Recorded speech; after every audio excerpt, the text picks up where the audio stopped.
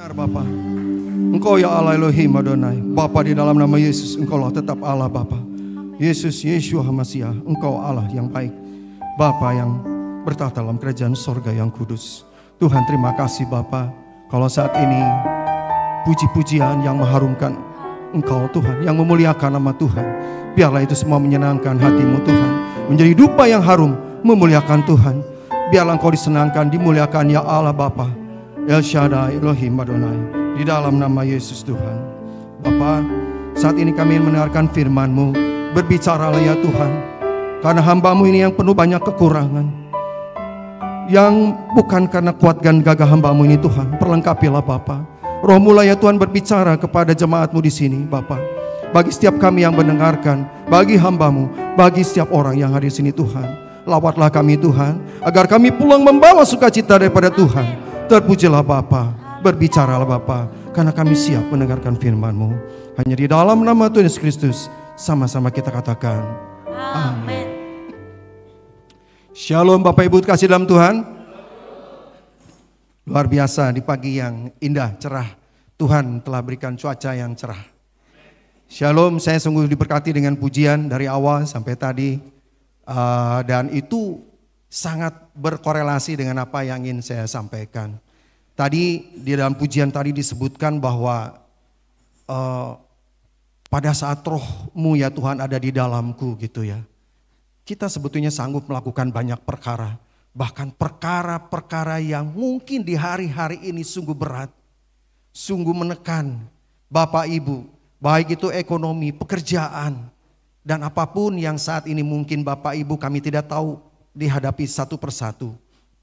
Kita percaya bahwa tadi disampaikan teriakan, tahun ini adalah tahun penuaian, the year of harvest. Kita katakan sekali lagi, the year of harvest. Tahun penuaian. Tahun 2025, tahun penuaian. Kita amini dan kita yakini Bapak Ibu kasih dalam Tuhan.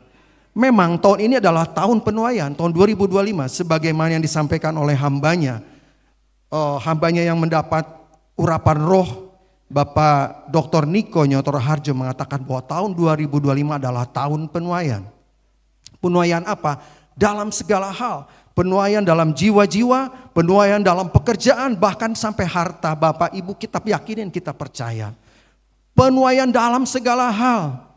Kita melihat mungkin justru di saat sulit-sulit seperti sekarang ini, hambanya Dr. Niko Nyotor Harjo yang adalah Bapak Pembina gereja kita malah menyampaikan tahun penuaian. Bagaimana bisa? Bagaimana bisa? Pasti kita dalam hati dan pikiran kita yang hanya kata Pak Gembala sebesar Bapak itu mengatakan bahwa bagaimana di dalam saat krisis ini kok malah kita berbicara tahun penuaian? Mana bisa? Enggak masuk akal, enggak mungkin. Iya kan Bapak Ibu? Ya, mungkin kita berpikir seperti itu. Karena kita dibatasi oleh darah dan daging, tenaga, pikiran. Nggak usah jauh-jauh deh, kita pulang ke rumah dari sini. Pasti kita udah capek ya Bapak Ibu ya. Capek maunya rebahan. Bagaimana kita menjangkau apa yang dipikirkan Tuhan. Bagaimana kita menjangkau tenaganya Tuhan. Kita pun sekarang dalam keadaan terbatas. Tetapi Tuhan sudah janjikan melalui hambanya. Tahun ini adalah tetap tahun penuaian bagi Bapak Ibu. Bagi kita semua. Tepuk tangan, kita sambut Tuhan kita. Tahun penuaian berbicara tentang hukum tabur tuai Bapak Ibu. Ya, makanya saya ingin menyampaikan saat ini, silakan tolong tampilkan. Ini hal yang sederhana Bapak Ibu. Ini mungkin bukan satu hal yang luar biasa. Saya mengambilnya dari kata-kata yang mungkin sudah banyak juga dikhotbahkan di mana-mana. Awalnya saya mengambil kata murah hati itu karena saya terpanggil, apa Tuhan yang mau disampaikan pada jemaat-Mu Tuhan. Saya doakan, kok munculnya murah hati, murah hati, murah hati. Kok kayaknya udah biasa banget ini Tuhan. Udah banyak, mungkin di YouTube juga udah banyak. Tinggal lihat aja bisa, Bapak Ibu bisa lihat. Bahkan mungkin lebih lengkap dari yang saya sampaikan. Tetapi setelah saya pikirkan lagi, oh iya. Tapi dalam hati saya bicara, oh ini kan tahun penuaian. Ternyata tahun penuaian itu adalah, ingat, sebelum menuai tentunya kita apa dulu Bapak Ibu? Menabur dulu Bapak Ibu. menabur. Menabur apa? Salah satunya adalah menabur murah hati. Murah hati. Murah hati itu sesuatu yang mudah dikatakan, tapi sulit sekali untuk dilakukan. Makanya di sini adalah murah hati mengasihi Tuhan dan sesama.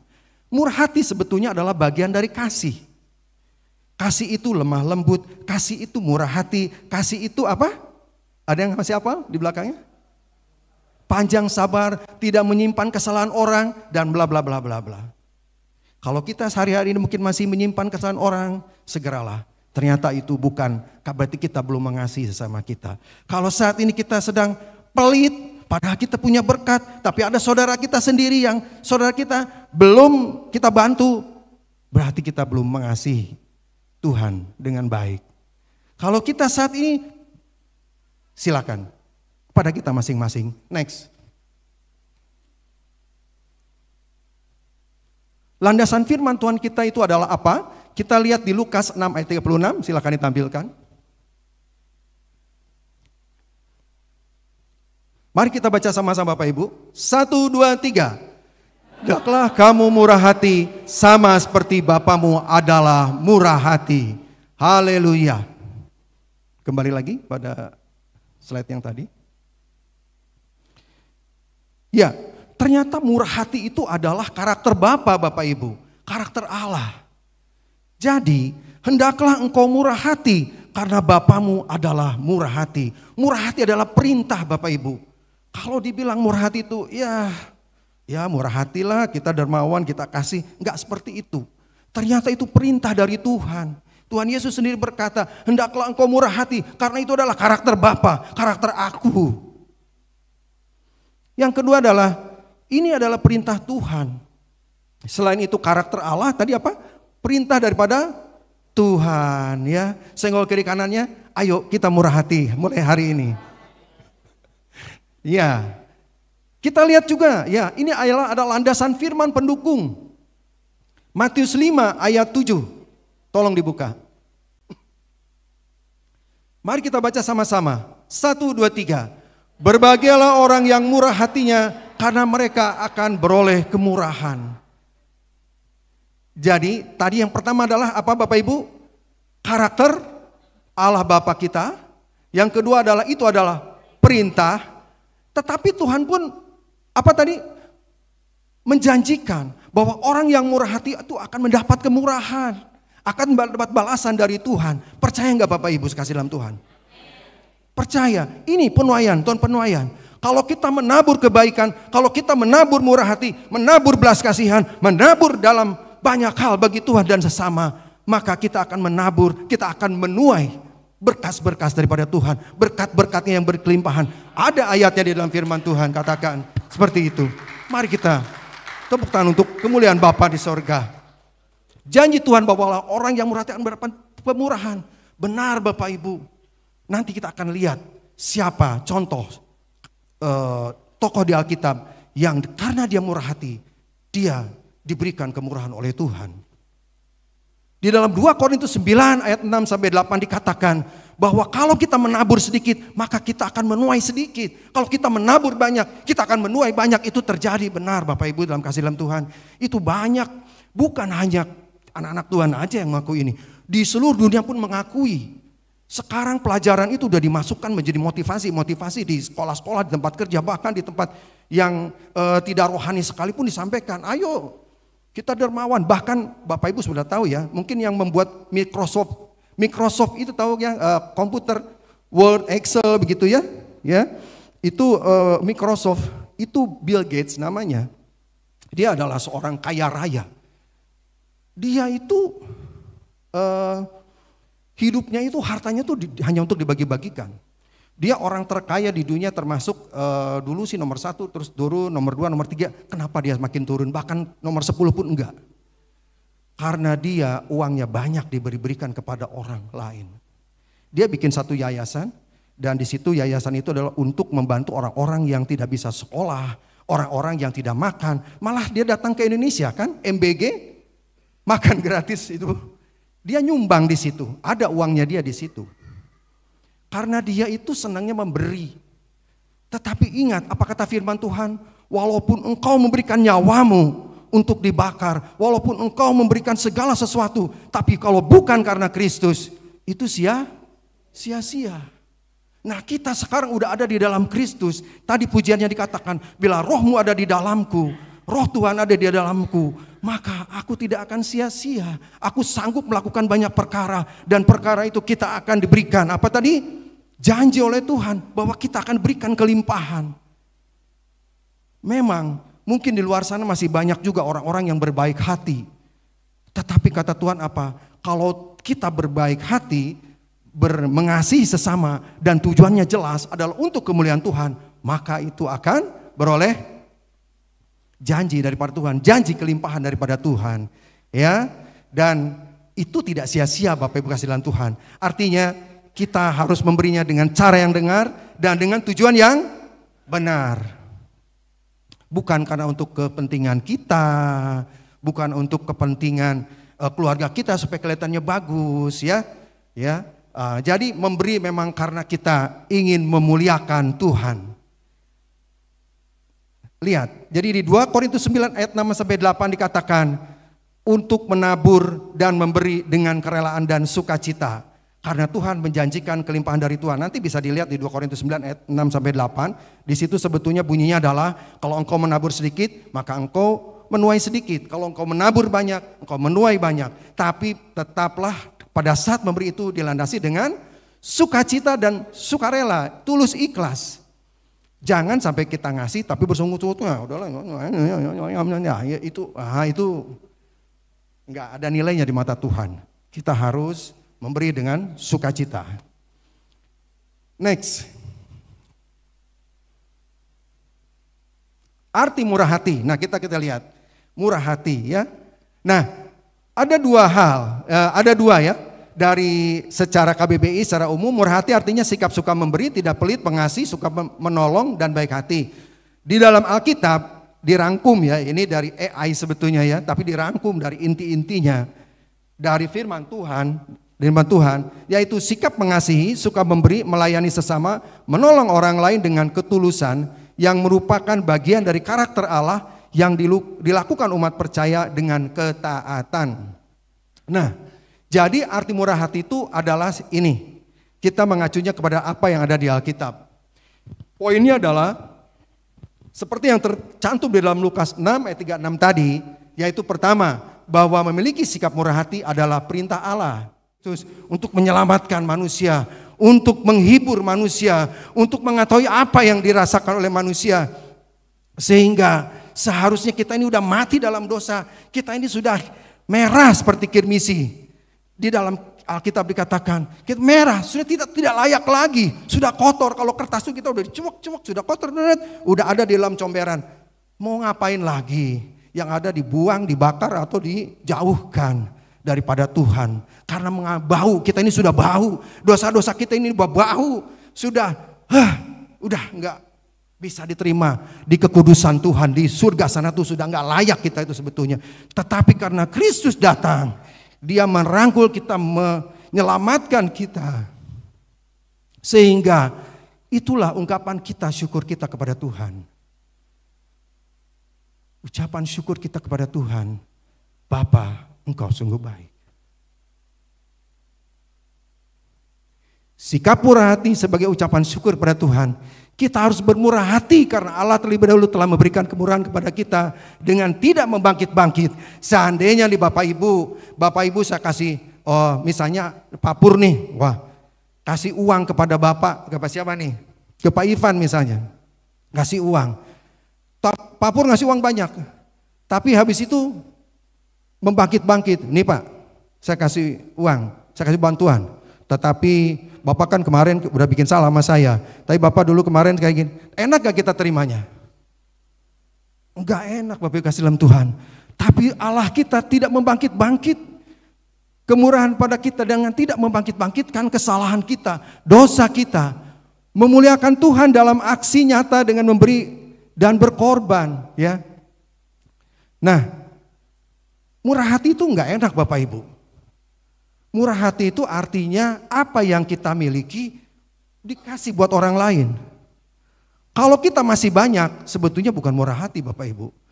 Atau kita masih plus. Malah kalau Khalil Gibran itu ya ada seorang penyair dari Lebanon, dia seorang Kristen juga yang taat. Khalil Gibran mungkin ada yang tahu ya.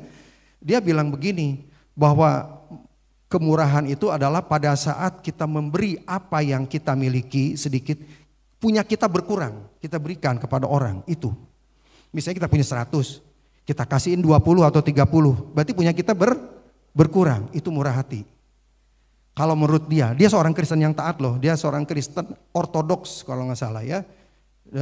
Orang Lebanon, Kristen ortodoks Maronit itu kayak ya ortodoks lah ya. Nah dia bilang, terus kalau yang namanya kesombongan itu adalah apa? Mengambil sedikit punya orang lain untuk kepentingan dia. Itu menurut dia sombong. Tapi betul loh, firman Tuhan pun mengatakan begitu. Kalau kita nggak menganggap bahwa orang itu punya kepentingan, bahwa kita anggap bahwa kita tuh lebih penting daripada orang lain, bahwa kita itu layak mendapatkan sesuatu, artinya kita sudah sombong, ya. Pada saat kita ingin diperlakukan lebih, pada saat kita ingin diberikan lebih, pada saat kita mau mengambil lebih punya orang untuk kita, itu sikap sombong. Itu menurut Khalil Gibran penyair, tapi itu ada dasar firmannya juga, ya.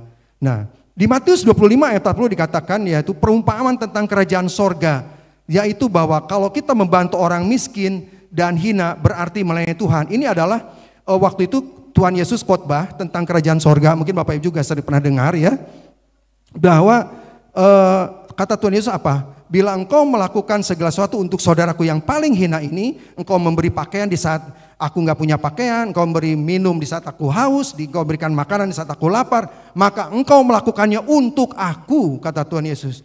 Nah, ini adalah dia berbicara tentang kerajaan sorga. Di mana kerajaan sorga itu, orang-orang yang ke kerajaan sorga itu adalah orang-orang yang bermurah hati Bapak Ibu.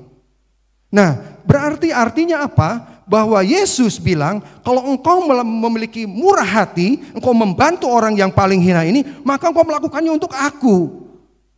Siapa di sini yang mau angkat tangan yang melakukan sesuatu untuk Yesus Tuhan kita? Iya, walaupun jadi kalau engkau memberikannya kepada, terus yang paling hina ini, akhirnya banyaklah terjemahan, bahkan film juga ada, dia menunjuk yang paling hina ini, di situ adalah orang-orang janda-janda miskin, orang-orang papa, orang-orang yang hina, orang-orang yang dipinggirkan. Tapi ternyata Tuhan Yesus memberikan tempat bagi kita agar kita bermurah hati dengan cara membantu mereka yang hina tersebut.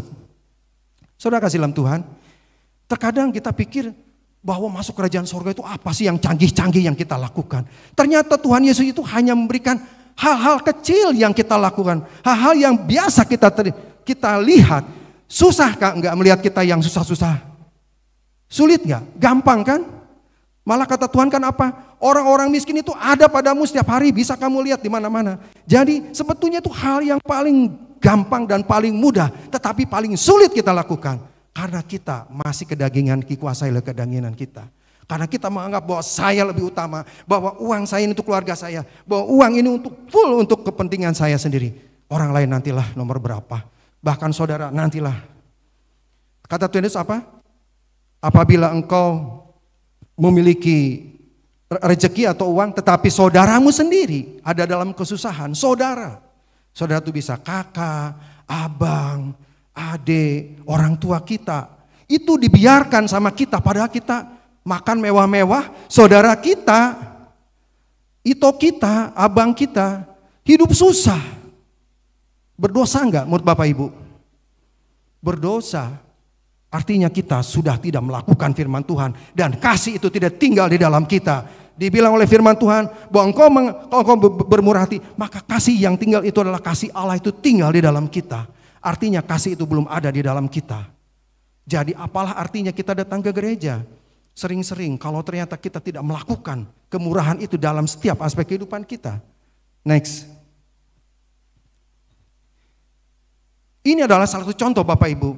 Jemaat Makedonia. Ini adalah jemaat yang murah hati Bapak Ibu. Mereka memberi, mereka tulus, mereka memberi tanpa pamrih. Mereka tetap bersuka cita di dalam kekurangan. Apa karakter mereka? Kita lihat, Karakter, ini kisah Alkitab ya, karakter jemaat di wilayah Makedonia. Makedonia itu adalah satu wilayah, contoh mungkin kayak ya anggaplah kayak provinsi lah gitu. Tapi di dalamnya ada jemaat Filipi, Tesalonika, Berea, sekarang tuh Yunani Utara. Di utara negara Yunani lah gitu. Nah, dan di sana emang mayoritas Kristen sampai sekarang. Mereka itu adalah jemaat yang miskin ya, jemaat Filipi, Tesalonika, Berea ini. Tapi mereka kaya akan kemurahan. Mereka saling bantu dalam keterbatasan.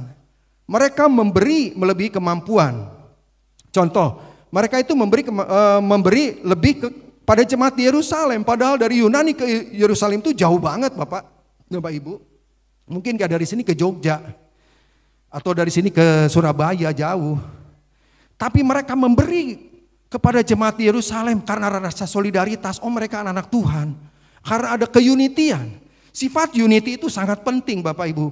Ternyata ini adalah satu contoh teladan di mana jemaat Makedonia itu Filipi, Tesalonika, mereka tuh suka memberi bahkan di batas kemampuan mereka. Mereka ini orang-orang miskin, tetapi mereka bisa memberikan kepada bantuan kepada jemaatnya di Yerusalem. Mereka tetap tekun walau dalam aniaya. Udah mereka tuh miskin, dianiaya, dikejar-kejar karena masih banyak orang yang gak percaya di zaman itu. Dibunuhin, dihancurin, tapi mereka tetap tekun, malah masih sempat ngasih ke saudara-saudara di Yerusalem yang jauh itu. Luar biasa jemaat Makedonia. Nah, kemurahan hati jemaat Makedonia adalah hasil kecintaannya besar kepada Tuhan. Tadi seperti bilang tadi, kalau begitu besar kasih Allah akan dunia ini, maka rasa cinta kita pun akan besar kepada Tuhan. Pada saat cinta kita besar kepada Tuhan, maka kita sanggup melakukan hal-hal yang di luar dugaan kita. Bahkan di luar kemampuan kita. Lihat, memberi melebihi kemampuannya. Dia bisa memberi. Bagaimana dia memberi kalau bukan karena berkat Tuhan? Bagaimana dia bisa dimampukan memberi kepada banyak orang kalau dia tidak diberi berkat oleh Tuhan? Pasti ada berkat kan? Makanya dia bisa memberi. Inilah kita ngadi teladan pada jemaat Makedonia. Apakah kita dengan melihat begini, oh berarti luar biasa, berarti ada contoh dan teladan yang bisa kita tiru. Di dalam 2 Korintus 8 ayat 2 dikatakan, selagi dicobai dengan berat dalam pelbagai penderitaan, sukacita mereka meluap, dan meskipun mereka sangat miskin, namun mereka kaya dalam kemurahan. Ini cerita mengenai, ini yang disampaikan ini adalah mengenai jemaat Makedonia. Ya, tapi mereka kaya dalam kemurahan. Di dalam Galatia 6 ayat 9 dikatakan, janganlah kita jemu-jemu berbuat baik, karena apabila sudah datang waktunya, kita akan menuai jika kita tidak menjadi lemah. Haleluya. Next. Ada kisah lagi satu yang menarik. Mari kita baca. Ini adalah kisah yang luar biasa, tapi ini jarang sekali disampaikan. Nah ini saya coba sampaikan, kita buka di Kisah Rasul 9 ayat 36 sampai 42. Kisah Rasul 9 ayat 36 sampai 42. Mari kita baca Bapak Ibu bersama-sama. 1, 2, 3. Semua penduduk Lida dan Saron melihat dia, lalu mereka berbalik Tuhan. Di Yope ada seorang murid perempuan bernama Tabita, dalam bahasa Yunani Dorcas. Perempuan itu banyak sekali berbuat baik dan memberi sedekah. Tetapi pada waktu itu ia sakit lalu meninggal, dan setelah dimandikan mayatnya dibaringkan di ruang atas. Lida dekat dengan Yope. Ketika murid-murid mendengar bahwa Petrus ada di Lida, mereka menyuruh 2 orang kepadanya dengan permintaan, segeralah datang ke tempat kami. Maka berkemaslah Petrus dan berangkat bersama-sama dengan mereka. Setelah sampai di sana, ia dibawa ke ruang atas, dan semua janda datang berdiri dekatnya, dan sambil menangis mereka menunjukkan kepadanya semua baju dan pakaian yang dibuat Dorcas waktu ia masih hidup. Tapi Petrus menyuruh mereka semua keluar, lalu ia berlutut dan berdoa, kemudian dia berpaling ke mayat itu dan berkata, Tabita, bangkitlah. Lalu Tabita membuka matanya, dan ketika melihat Petrus, ia bangun lalu duduk. Petrus memegang tangannya dan membantu dia berdiri. Kemudian ia memanggil orang-orang kudus beserta janda-janda, lalu menunjukkan kepada mereka bahwa perempuan itu hidup. Peristiwa itu tersiar di seluruh Yope, dan banyak orang menjadi percaya kepada Tuhan. Cukup. Haleluya. Tepuk tangan untuk mulia nama Tuhan kita. Tabita atau disebut Dorcas dalam bahasa Yunani, Dia adalah seorang perempuan yang tulus hati. Dia gemarnya memberi dan memberikan sedekah kepada bait Allah. Dia senang beribadah. Tetapi semasa hidupnya Dorcas ini sangat mengasihi Tuhan. Dan dia banyak berbuat baik dan dia memberi sedekah. Dorcas itu dia itu punya talenta apa? Menjahit pakaian. Kecek ibu-ibu lah ya, ibu-ibu menjahit pakaian. Kebetulan di kota Yope itu banyak janda-janda miskin. Di Yope itu banyak janda-janda miskin. Janda berarti udah gak ada suaminya kan Bapak Ibu. Dan kemudian mungkin ada anaknya, makan juga gak bisa ya. Boro-boro ya. Mungkin pakaian juga mungkin gak bisa beli. Tapi Yope karena dia punya talenta, dia bisa menjahit, dia menjahitkan pakaian. Dan pakaian itu diberikan kepada janda-janda itu, yang miskin-miskin itu. Diberikan pakaian, dia bisanya hanya itu. Apa yang dia bisa dia berikan kepada orang itu. Dan dia berikan pakaian pada janda-janda. Suatu waktu dia sakit. Sehingga dia meninggal. Sakitnya berarti sakit keras ya Bapak Ibu ya. Apa yang dibuat oleh Tuhan buat Dorcas itu adalah sebagaimana tunas yang dijatuh ke tanah dan dia akan tumbuh menjadi pohon yang besar. Benih yang kecil ditanam, mati, dikubur, kemudian menjadi pohon yang besar, bahkan mungkin lebih besar daripada benih tersebut. Itu yang terjadi pada Dorcas. Tuhan berperkara pada Dorcas. Kemudian Petrus, kebetulan Petrus itu sedang menginjil di Lida. Lida itu nggak jauh dari Yope, mungkin bayangan saya kayak Bumi Anggrek dan Metmol lah ya, begitu ya, nggak jauh. Kemudian di sana ada Petrus, panggillah dia. Tapi mereka nggak tahu tujuannya mau ngapain, panggil aja deh Petrus. Datanglah Petrus. Kemudian diceritakanlah, ini tuh orangnya baik. Di kamar atas diceritakan oleh para janda-janda itu. Kan di kamar atas kan dikatakan di Alkitab. Dia ini orang baik, dia suka memberi pakaian pada kami. Kita semua dikasih pakaian, kata janda-janda itu. Dan mereka menangis, meratapi. Orang yang dikasihinya. Ya Dorcas atau Tabita ini, ya namanya Tabita atau Dorcas. Mereka menangis karena mereka tuh melihat bahwa Dorcas ini orang yang murah hati. Orang yang baik, penuh belas kasihan. Dia beri apa yang dia bisa kepada mereka. Akhirnya mereka menangis. Akhirnya Petrus ada belas kasihan. Muncul belas kasihan. Disuruhlah mereka keluar. Berdoalah Petrus tadi yang disampaikan tadi. Tabita, bangkitlah. Akhirnya bangkit. Setelah bangkit apa? Orang-orang melihat dong. Wah, orang mati bisa bangkit. Siapa bangkit? Petrus. Dia hanya modal berdoa kepada Bapa. Sembuh di dalam nama Yesus. Bangkit dalam nama Yesus. Akhirnya apa Bapak Ibu? Banyak jiwa dimenangkan, percaya kepada Tuhan. Ini luar biasa. Artinya pada saat kita menjadi kepanjangan tangan Tuhan, pada saat kita menjadi alatnya Tuhan, maka mujizat pasti terjadi. Masalahnya kita menjadi alatnya Tuhan itu gak gampang Bapak Ibu. Menjadi alatnya Tuhan itu kita harus siap kehilangan baju-baju kita. Kita harus siap waktu kita untuk menjahit pakaian itu. Dorcas emang gak ada kerjaan lain apa? Pasti kan dia pengen cari uang, pengen pencari tambahan. Tapi dia luangkan waktunya, kita gak tahu kenapa dia bisa meluangkan waktunya untuk menjahit, memberikan pakaian. Otomatis pakaian itu bayar gak? Tidak saudara-saudara, itu pasti gratis, dikasih aja begitu. Kalau nggak gratis pasti nggak nangis Bapak Ibu, ya kan? Yang janda-janda itu pasti nggak nangis. Kalau nih saya jual nih berapa? Nih saya jual. Kan hari-hari ini begitu. Nah otomatis dia karena kebaikan hatinya dia, ketulusannya, maka semua meratapi Dorcas karena kebaikannya. Kan sering ya kalau kita ada yang meninggal, coba deh kalau ada yang meninggal, baik family kita siapapun. Kalau kita melihat petinya, apa yang kita lihat? Kebaikan-kebaikannya kan?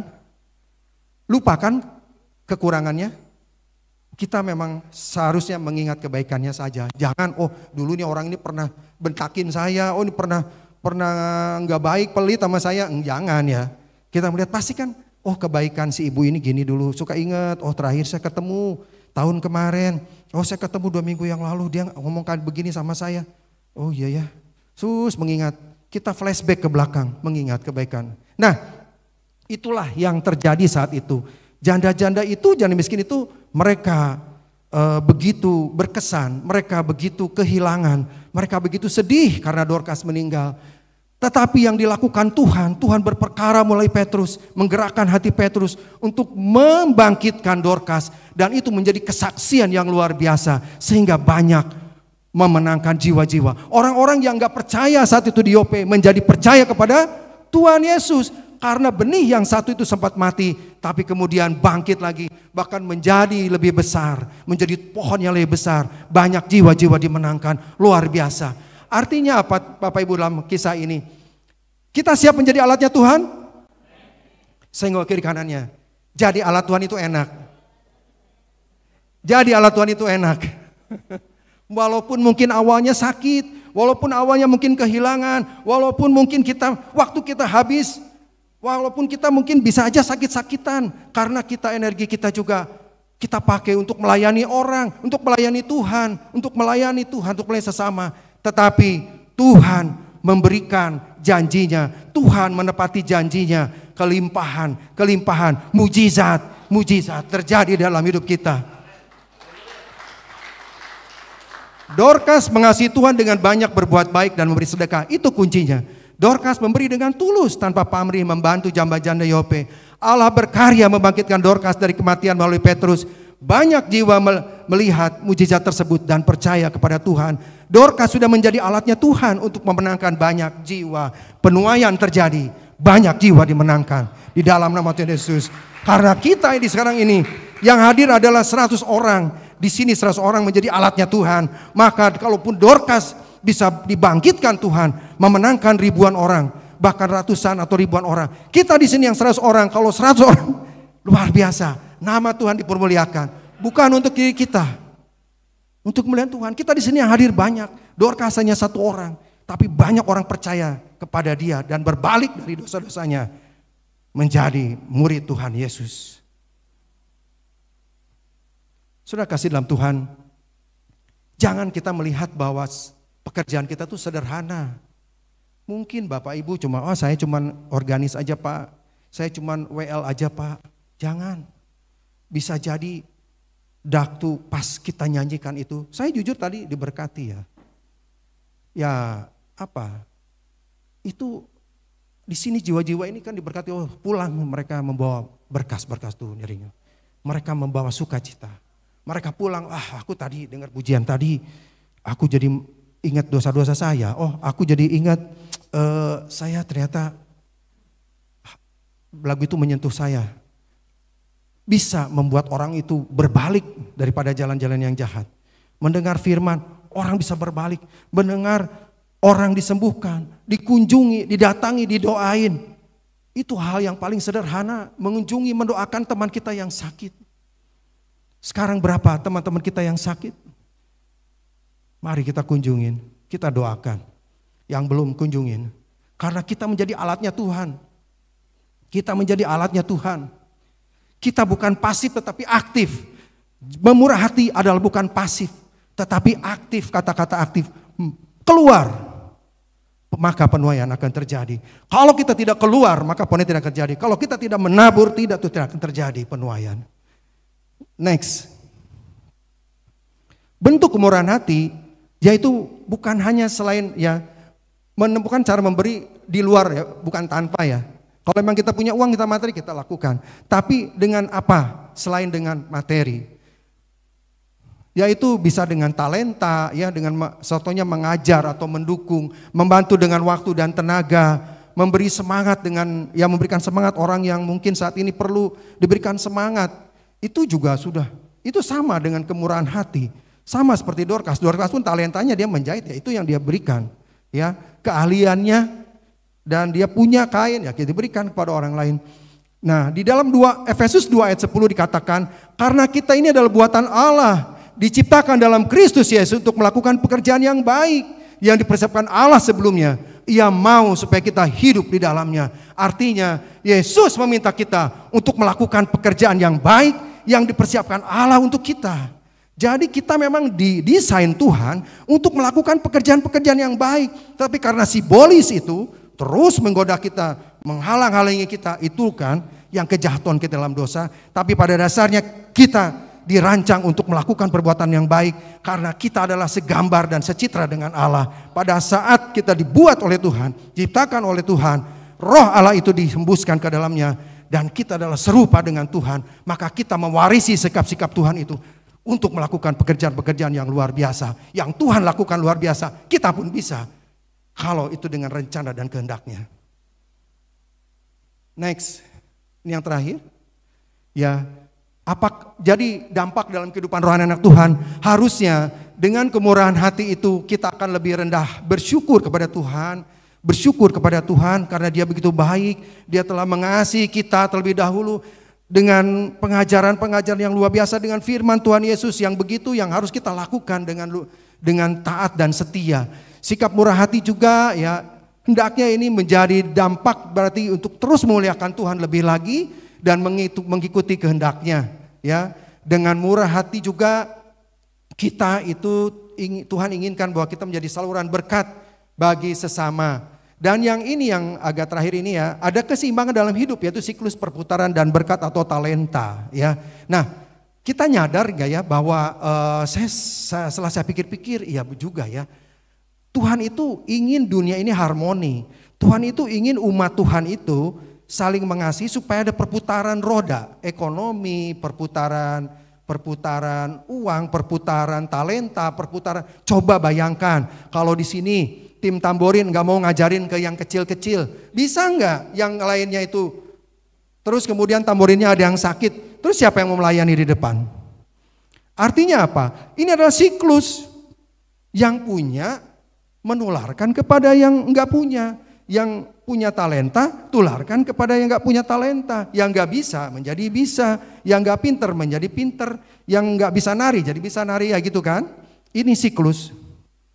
Tuhan ingin suka keseimbangan.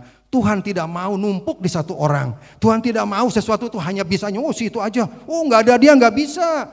Hebat dia, luar biasa. Tapi saya lihat di sini, makanya kita luar biasa ya di gereja kita. Artinya semua sudah bisa melayani Tuhan dengan luar biasa. Bahkan talenta-talenta pun sekarang anak-anak muda semua yang tampil. Dan ya udah saatnya yang tua terus ke yang muda terus ke yang lebih junior lagi. Ini adalah siklus yang baik yang Tuhan inginkan. Tuhan suka harmoni, Tuhan suka keseimbangan. Dan yang terakhir adalah, saya ulangi lagi tadi, menjadi alatnya Tuhan membantu sesama dan memenangkan jiwa. Ingat, kita adalah penuaian. Endingnya adalah memenangkan jiwa-jiwa. Kita menjadi alatnya Tuhan untuk kemuliaannya dan memenangkan banyak jiwa. Haleluya. Terima kasih, Tuhan Yesus memberkati.